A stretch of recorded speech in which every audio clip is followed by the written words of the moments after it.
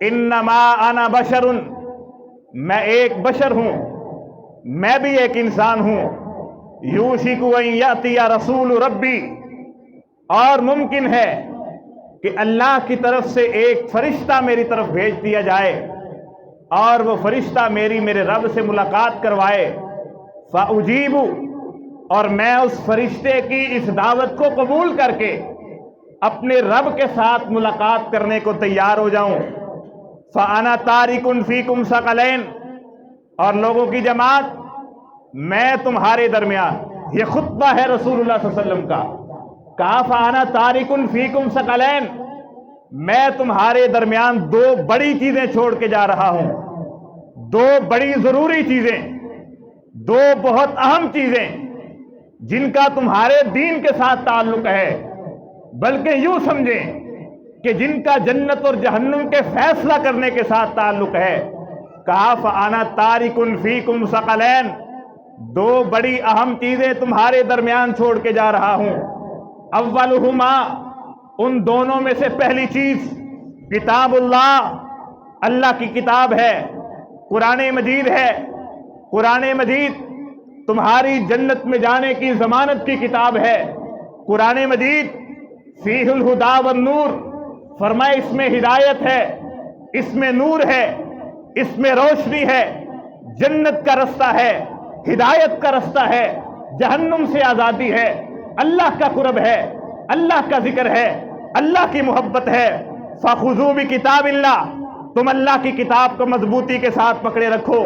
واستمسکوہ بہ، اس کے ساتھ تمسک اختیار کرو، مرتے مر جانا لیکن اللہ کی کتاب سے بے وفائی نہ کرنا، زندگی کی بازی ہار جانا لیکن اللہ کی کتاب کے ساتھ محبت میں تمہیں ہار نہیں ملنی چاہیے، زندگی کے سارے میدانوں میں ہار جانا لیکن کتاب اللہ کی محبت میں تمہاری جیت ہونی چاہیے۔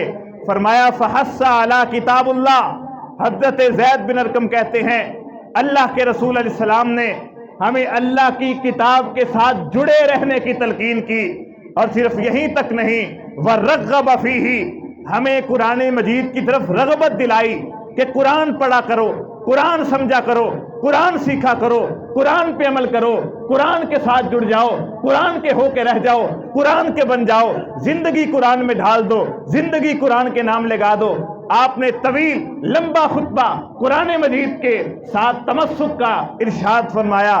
ثم قال، اور پھر ارشاد فرمایا جو بڑی چیزیں تم میں چھوڑ کے جا رہا ہوں، کتاب اللہ کے بعد دوسری چیز وَأَهْلُ بَيْتِي، میرے اہل بیت ہیں، میرے گھر والے ہیں، میرے قرابت دار ہیں، میرے قریبی ہیں، میرے خاندان کے لوگ ہیں، میری آل اولاد ہے، میرا حسب اور نسب ہے، میرے قریبی ہیں، میرے ساتھ جڑ جانے والے، میری نسل کو چلانے والے۔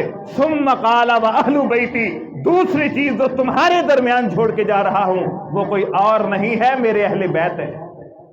اور صرف آپ نے اتنی بات کہہ کہ بس نہیں کر دی، حضرت زید بن ارقم کہتے ہیں اس کے بعد آپ نے 3 بار یہ جملہ ارشاد فرمایا، اذکرکم اللہ فی اہل بیتی، اے میری امت کے لوگوں، میں تمہیں اپنے اہل بیت کے متعلق اللہ کی یاد دلاتا ہوں، میرے خاندان کے متعلق اللہ سے ڈر جانا، میرے گھر والوں کے متعلق اللہ سے ڈر جانا۔